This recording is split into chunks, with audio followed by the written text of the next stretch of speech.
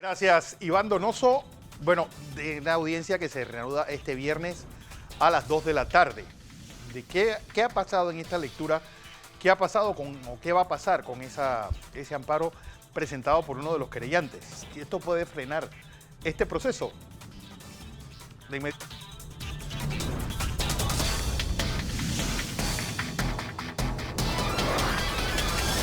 Bueno, y me acompaña Roniel Ortiz. Ronnie, pues ya más de una semana de lectura de estos cuadernillos. ¿Y se sabe cuál era el misterio por el cual el señor Mejía no quería que ustedes todos vieran esos cuadernillos? Primero que mira, Fernando, ahora que estamos en este proceso de lectura de los famosos cuadernillos, el Tribunal de Juicio Oral fue enfático en decirle al fiscal, esa es su prueba, es usted el que la debe manejar. Y por eso nos tuvimos que trasladar al Ministerio Público a hacer la lectura, nos habilitaron un área donde permiten que estemos los 4 abogados y el señor Ricardo Martinelli leyendo, dándole lectura hoja por hoja, porque estamos revisando fecha, hora, nombre, todo lo que aparece ahí, toda la documentación. Y por lo que has contado, han aparecido incluso Alejandro Pérez y el propio Ricardo Martinelli. Hasta la licenciada Alma Cortés vi que apareció ya en una situación. Pero bueno, hemos tenido la oportunidad nosotros, ahora yo le decía a Ricardo, mira Ricardo, ahora te das cuenta por qué todos estos años han tapado y escondido esta situación, porque sabían que ahí no había absolutamente nada pecaminoso, nada que vincular a Ricardo Martinelli. Esto da risa, te digo sinceramente, cuando yo escuchaba a los fiscales decir que la confidencialidad y que lo delicado, que cosas íntimas, yo le voy a ser sincero que yo no he visto nada de esas cosas, he visto es un mamotreto de expediente armado. Se ve que la persona que hizo este trabajo tenía un objetivo específico. Lo que sí podemos, y te lo reitero, Ricardo Martinelli aparece ahí como una persona a la cual estaban boicoteando su gobierno, a una persona a la cual estaban dando seguimiento a su barco, una persona a la cual personas incluso allegadas estaban tratando de vapulear el trabajo que venía haciendo como presidente de la República. De ahí el resto de lo que hay en ese expediente, y ahí coincido con el licenciado Sidney Citón, en el hecho de que el Sidney se opuso a una petición que hizo la Fiscalía, que después de 5 años, ellos querían decirle al tribunal, pescando en río revuelto, que ellos solamente iban a hacer uso de 5 páginas de 3.245, y nosotros nos opusimos a eso porque si hemos tenido tanto tabú con todo esto, claro, ¿por qué razón solamente 5 páginas? Entonces, porque ya nosotros nos dimos cuenta que la información de quién fue sustraída de ese expediente, nombre y apellido, encontramos cuál fue el truco que utilizaron para enredar a la corte, logramos acreditar cómo el fiscal, que siempre te he dicho que tiene ese ring en la cabeza, Marcelino Aguilar, hace una solicitud a la Corte Suprema de Justicia, a la Sala Penal de la Corte Suprema de Justicia, Fernando, y le pide autorización para revisar unos correos que fueron aportados a través de un CD, a través del amigo del testigo, que se lo dio el amigo del testigo protegido. ¿Qué resulta ser? El amigo del testigo protegido. Mira, pero esto es lo más pecaminoso. Esto casi parece un cuento de Tres Patines. 14 de agosto del año 2014. ¿Y saben lo más penoso de todo, Fernando? Que los correos fueron imprimidos con días de anterioridad. O sea, que antes que fueran a la corte ya habían hecho la impresión de esos correos y ellos tenían conocimiento de lo que tenían. Entonces, esta fue una pantomima que hicieron. ¿Qué hicieron? Mandan a la sala penal para que la sala penal los autorice para todas las salvajidades que estaban haciendo. ¿Y qué resulta? La sala penal recibe, le toca al magistrado Ayú Prado. El magistrado Ayú Prado hace una firma por parte de la sala penal donde firma él solito. Esto debe haber sido firmado por los tres magistrados que conforman la sala, porque así es. Y resulta ser que adivina quiénes eran los otros dos. Harry Díaz y Jerónimo Mejía. Entonces eso coincide con una información que a mí me había llegado, que dentro del pacto que hicieron para poder perjudicar a Ricardo Martinelli, ellos habían pactado de que lo que los vinculara a ellos, que se decía que estaban en esos correos, eso tenía que ser sacado porque ellos eran los que se iban a encargar de hacer el trabajo sucio contra Ricardo Martinelli, y en efecto lo hicieron. Ahora vemos por qué el odio, por qué todas las cosas que se tuvieron, pero lo más triste de esto es que, en ese caso en particular, no entiendo ¿cuál es la vinculación de Ricardo Martinelli? Ellos aducían de que había un decreto que el presidente era el director del Consejo. Sí, es cierto. Pero Fernando, si tú lees el decreto, y tuvimos la oportunidad que lo leyeran en la audiencia, dice, el Consejo estará conformado por el presidente, el ministro de la presidencia y el secretario ejecutivo del Consejo de Seguridad. Entonces aquí hay una parte del rompecabezas que no existe. ¿Cómo tú saltas del secretario ejecutivo que responde al ministro de la presidencia, que es quien lo nombra, del presidente de la República a quererle endilgar situaciones? De igual forma decían otra cosa. Decían, lo que pasa es que la información que se obtenía, mira lo que decían, que se obtenía de lo que se pinchaba en el Consejo, en el edificio 150, eso se llevaba todos los días, han dicho los detractores de Ricardo Martinelli, se llevaba del presidente. ¿Sabes lo que dice la solicitud? ¿Qué? Y la resolución, se llevaba por los lados de Catedral. ¿Sabes cuántos edificios hay por los lados de Catedral? Entonces, hacer este tipo de tonterías, porque realmente cuando yo veo esto, los investigadores de ese caso o los que utilizaron para ese fin, son gente realmente incapaz con relación a lo que hicieron. Pero seguimos en el tema. ¿Qué resulta ser, Fernando? Que Harry Díaz, a pesar que debió haber conformado esa sala penal para firmar la autorización esa, queda como fiscal de la causa. Es por eso que tú ahora entiendes por qué hay un juez de Harry Díaz, porque hay 2 funcionarios en la fiscalía, porque siempre ha tenido la mano dentro de todo este sistema, porque incluso me lo contó un diputado que en matrimonio el magistrado se daba el lujo de decir que él iba a traer a Ricardo Esposado a Panamá y se jactaba. Imagínate un magistrado que debe ser una tumba, porque lo que pasa en el seno de la Corte Suprema de Justicia debe quedar en esas 9 mentes que están ahí. Eso no debe estar saliendo a la luz pública. Y él se jactaba de esa situación. Ahora descubrimos toda esta patraña jurídica que se ha ido endilgando. Hay unos medios de comunicación que deben estar, sus empleados deben estar preocupados cuando salgan a la luz pública informaciones que vinculan a periodistas con la persona que supuestamente decían que nadie sabía quién era. Y te digo lo del Consejo de Seguridad es lo siguiente, Fernando. Hay una certificación de Rolando López, donde Rolando López me certifica a la Fiscalía por una solicitud mía de que el correo BRAC no era del Consejo de Seguridad, que no pertenecía al Consejo de Seguridad. Entonces, mal podían decir los fiscales o los que han estado hablando todo este tiempo contra Ricardo Martinelli, que las pinchazos fueron dentro del Consejo de Seguridad. Eso es totalmente absurdo. Se hizo una inspección ocular diciendo que la máquina estaba en la oficina de Ricardo Martinelli. ¿Qué resultó ser, Fernando? Que en efecto hicieron una inspección, pero donde llegaron no era la oficina de Ricardo Martinelli. Pero han seguido, como dice Ricardo, una mentira repetida 1000 veces se convierte casi en verdad. Pero gracias a Dios estamos nosotros para contrarrestar eso. Lo vamos a seguir haciendo. Nosotros quisiéramos, y vamos a hacer la petición, de que se destape todo lo que hay en estos cuadernillos para que la ciudadanía, los abogados, los jueces, los fiscales, sepan lo que no debe darse el lujo a un gobierno de estar haciendo manipulación de la justicia. Cada órgano debe estar separado del otro y cada quien debe trabajar en total independencia. Otra de las situaciones, Ronnie, es que hoy se supo que uno de los querellantes podría pedir la suspensión del proceso. Bueno, en una entrevista que tú me hiciste, Fernando, luego de que se dio ese acto, resulta ser que cuando se empieza a dar la lectura al auto de apertura a juicio oral, así se llama el documento, que es cuando el caso pasa de un juez de garantía a un tribunal de juicio oral donde hay 3 jueces, como tenemos ahorita conformado el tribunal, ahí se establecen las reglas del juego. ¿Qué pasó y qué no pasó? ¿Qué se depuró y qué no se depuró en la etapa intermedia? Entonces, ¿qué resulta ser? Que cuando la Fiscalía da su teoría del caso, da la explicación qué es lo que van a probar, qué se comprometen a ofrecerle al tribunal, qué pruebas pueden ofrecer. Cuando termina la Fiscalía, le corren el traslado a los querellantes, porque hablaba uno ahí el otro día de que por qué no dejaban, Nicomé de Castillo, dijo que él no entendía por qué no dejaban hablarlos a todos. Pero es que si él se lee el artículo 90, sale de la ignorancia crasa esa que tiene. Porque el artículo 90 habla de que cuando hay un concurso de querellantes, se debe elegir uno, que va a ser el vocero. Y esa vocería la ha estado ejerciendo generalmente el licenciado Carlos Herrera Morán padre o el licenciado Carlos Herrera Morán hijo. Esa era una vocería.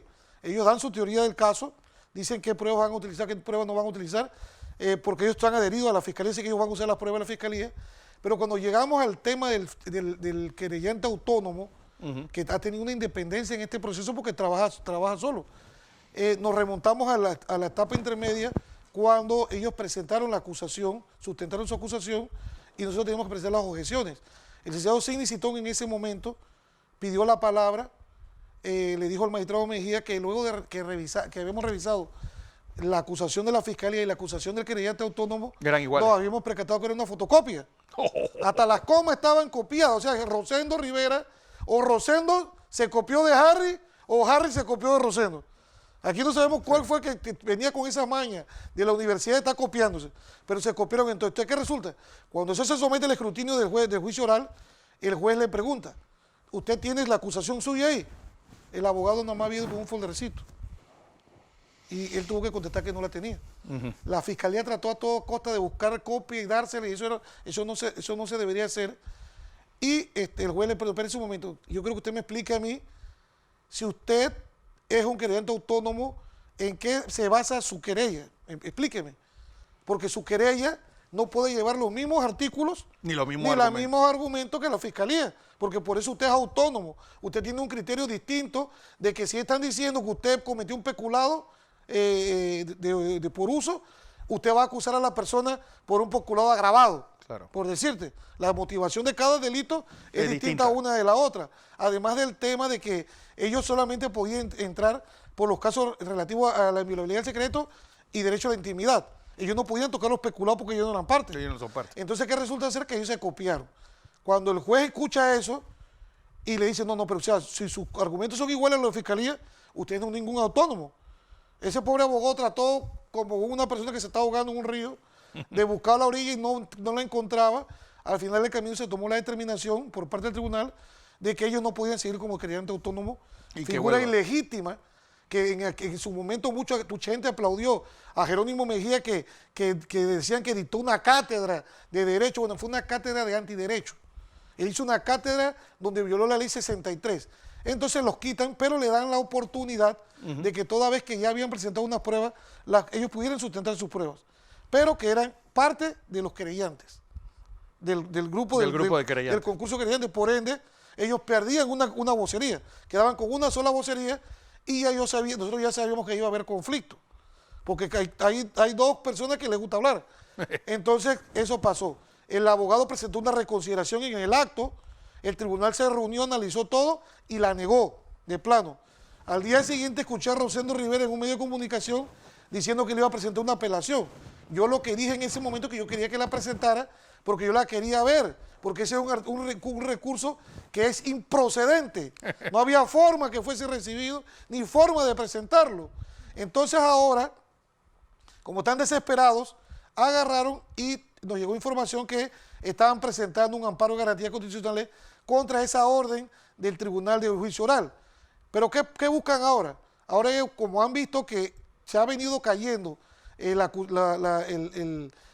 acusación, que había todo lo que había avalado Jerónimo Mejía, que lo único que no avaló fue las pruebas que nos negaron a nosotros y que las tenemos en amparo de garantías constitucionales. Entonces ellos se sienten que han perdido control. Primero sacaron a Michel Don y a Balbín Herrera porque no podían estar sentados ahí ni podían estar hablando porque ellos se convirtieron en testigos en este caso. Entonces mal puede un testigo estar en el tribunal escuchando para después venir, que escuchó a todo el mundo, a acomodar la versión de lo que quiere decir.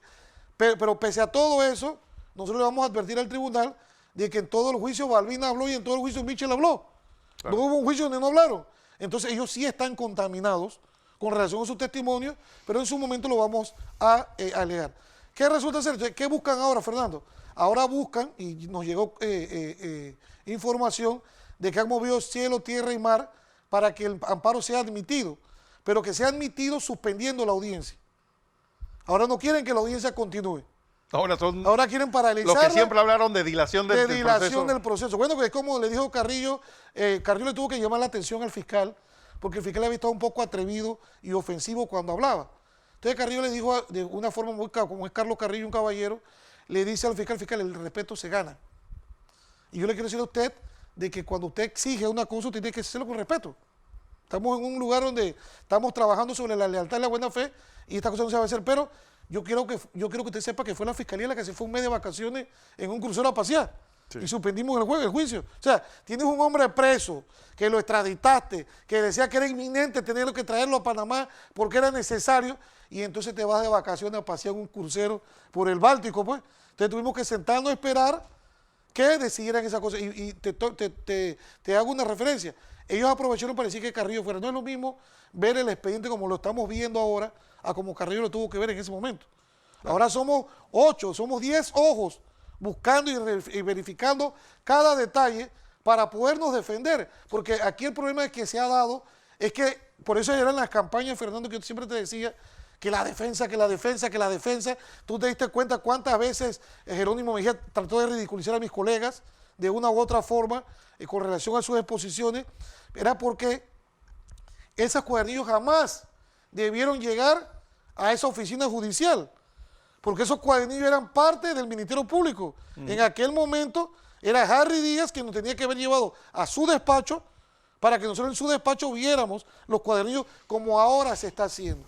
Entonces, ¿qué pasa? Mira, de que se haya dado el fenómeno que un auto de apertura a juicio oral hecho por un juez de garantía como Jerónimo Mejía, ya se le hayan hecho 6 correcciones, que se haya acreditado, 6 o 8, que se haya acreditado que él avaló un querellante autónomo de forma ilegal, eso es un delito. Eso es un delito. Y en su momento lo vamos a querellar porque nosotros no sabemos por qué. Y yo te lo digo, yo tenía el mejor concepto de Jerónimo Mejía como una persona que se había hecho ahí como un subalterno en el órgano judicial. Una vez lo votaron, litigó, volvió a entrar, entró de magistrado. Entonces, cuando tú ves esto, tú piensas que bueno, este hombre es el que va a construir en pro de que tengamos una verdadera justicia. Y después lo que hizo en este proceso, de la forma como violó el derecho de defensa, los derechos humanos de Ricardo Martinelli, eso deja mucho que decir, pero eso en su momento vamos a exigir la justicia que corresponda con relación a ese tema. Ok, vamos a información comercial. Cuando regresemos, ¿qué nos espera en esta audiencia del viernes? Y pues hay una nota escrita de puño y letra del expresidente que también vamos a analizar después del cambio.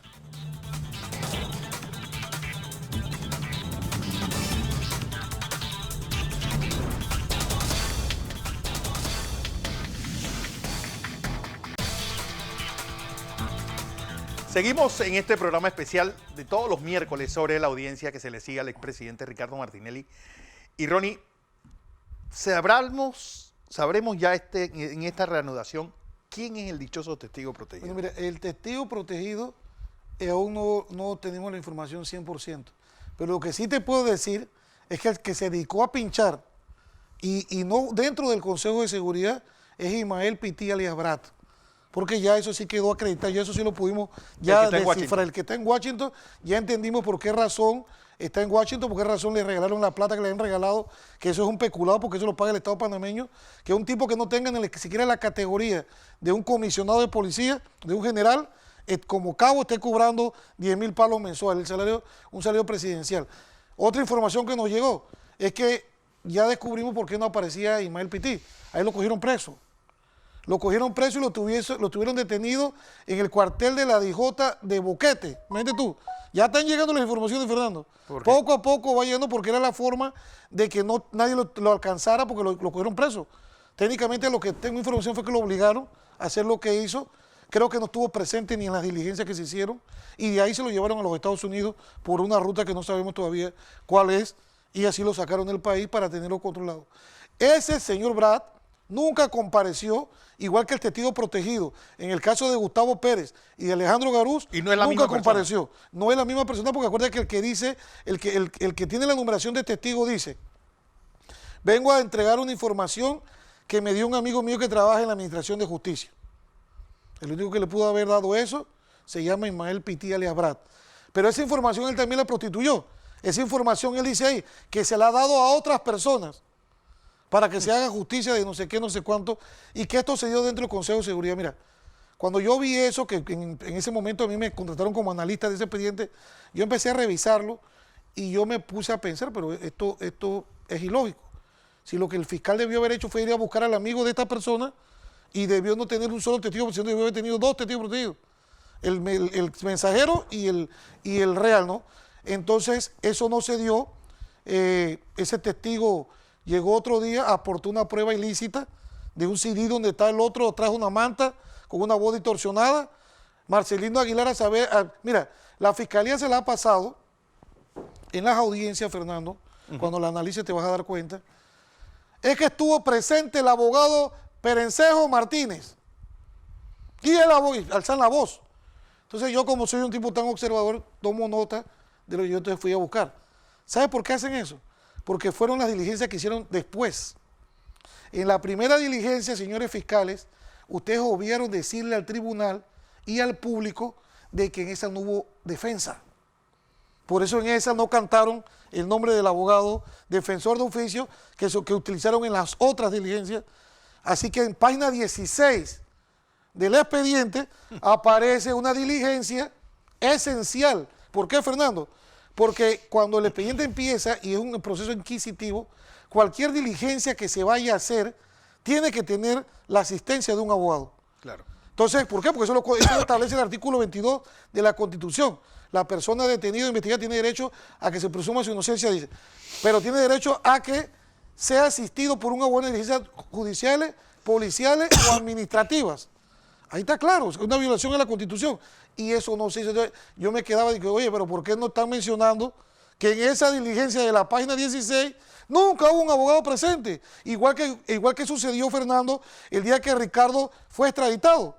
Hay dos documentos que se le presentó a Ricardo Martinelli, que son formularios del sistema penal acusatorio, que se usa a nivel nacional, que son parte de una ley, donde se establecen derechos de la persona imputada. Imagínate, imputada. No existe un formulario que diga de la persona acusada. Sí, porque imputada... Exactamente. Entonces, ¿qué resulta ser? Que ahí dice, en el punto número 3, derecho a una defensa. Cuando Ricardo vio eso, como yo estuve con Ricardo el día anterior de la extradición, me vino un día antes, yo le dije, cualquier cosa que te pongan y nosotros no estemos, raya el papel y sigue tu derecho. Y él así lo hizo. Dos documentos donde la persona detenida estableció, se me han violado mis derechos humanos y mis garantías, mis derechos de defensa, he pedido a mis abogados, aquí no están presentes, y eso se lo presentamos al sabio de Mejía, y Mejía desechó esa información. Entonces, todas esas cosas las vamos a utilizar en el alegato de fondo, el alegato de cierre, cuando vamos ya a debatir, después de las pruebas, cuál es nuestra estrategia, qué es lo que para nosotros fue manipulado, qué violó el debido proceso, qué violó la constitucionalización del proceso, qué violó la igualdad de las partes. Mira, a mí me preguntó un señor sabio en la materia, un verdadero sabio. Dice, Rodríguez, yo quiero hacerte una pregunta. ¿Es cierto que hasta ahora ustedes están viendo esos cuadrillos? Yo le digo, sí. Si es que esa es una nulidad del proceso.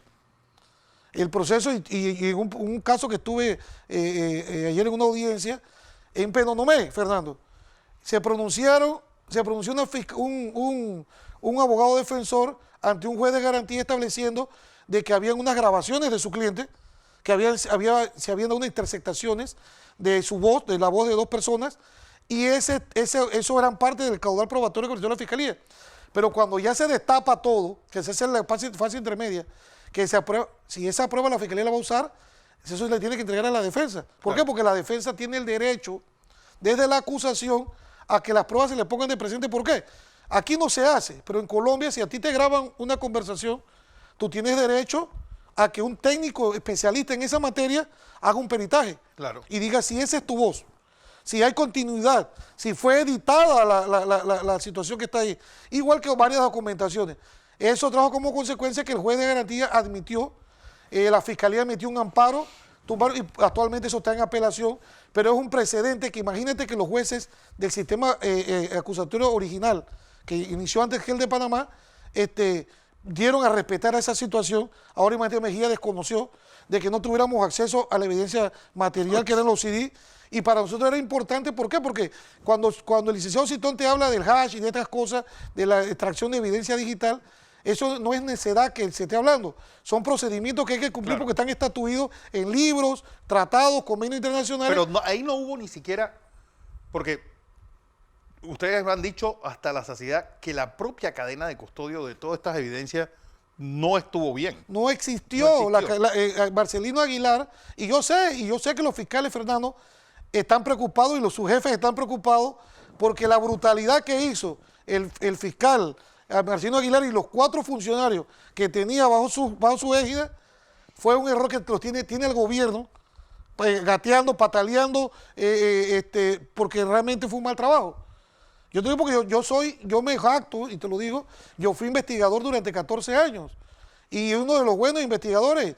Y te voy a decir sincero, desde que yo hice expediente, yo me di cuenta que aquí las personas que hicieron esto, es más, todas las personas que participaron en este caso, a todos les ascendieron el salario. Ganaban 1.500 y le treparon un salario de 4.000 a cada uno. Ese fue el premio que le dieron. Eso lo prohíbe el código. Porque en el Ministerio Público, al igual que en la policía y esos lugares, tú tienes que ganarte los rangos que vas ganando. No en vano en una fiscalía existe que el portero, el mensajero, el escribiente, son puestos que tú vas madurando para poder llegar a ser secretario, para poder llegar a ser asistente o poder llegar a ser fiscal de un despacho, igual es en un tribunal de justicia. Tú no puedes poner a un barrendero de juez porque él no sabe, nada más sabe de escoba.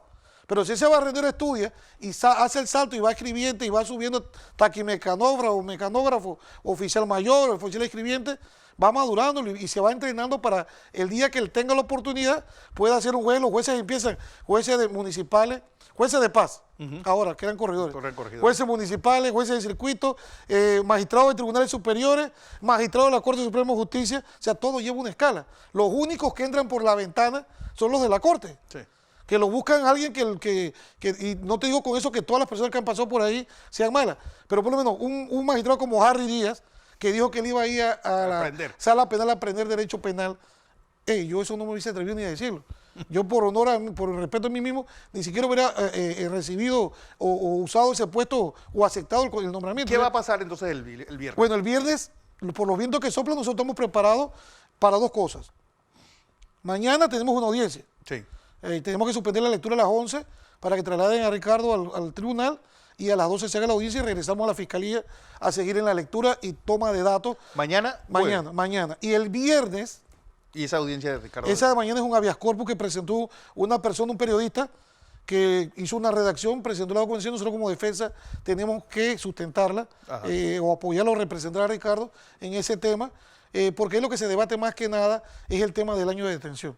Ya él tiene 12 meses y eso es ilógico que para los ciudadanos comunes y corrientes corre en el sistema acusatorio de que solamente pueden estar un año presos.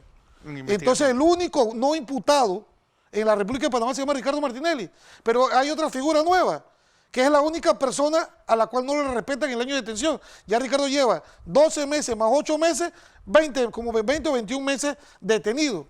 Esto viola totalmente el artículo 63, la ley 63 que regula el sistema penal acusatorio. Entonces ese es el tema que se va a debatir mañana.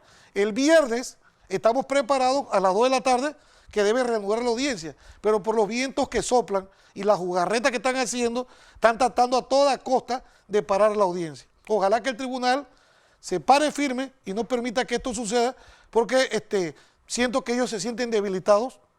Le estuvieron tirando la toalla, la sábana, la colcha, la sobrecama, la funda, durante toda esa porquería de audiencia que hizo el magistrado Jerónimo Mejía, vergonzosa. Yo le dije a unos abogados en Penonomé, que me topé allá, porque sabe que yo soy, Fernando, un abogado bien humilde y muy sencillo en mi forma de ser, y le dije a varios que me llegaron que dicen, yo soy capacitador. Yo bueno, ¿sabes lo que yo voy a hacer? Voy a comprar unos USBs de alta capacidad, voy a meter todas las audiencias y se las voy a regalar, para que cuando ustedes estén dando estos seminarios a los futuros jueces, fiscales, defensores públicos, sepan lo que no hay que hacer para violar la ley. Me quedo con eso. Ronnie, gracias por estar con nosotros, como todos los miércoles. Les recuerdo, pues mañana desde las 5:45 estaré de la mañana con ustedes en el Noticiero Matutino. A todos, muchas gracias por su audiencia. Soy Fernando Correa. Seguimos en Next.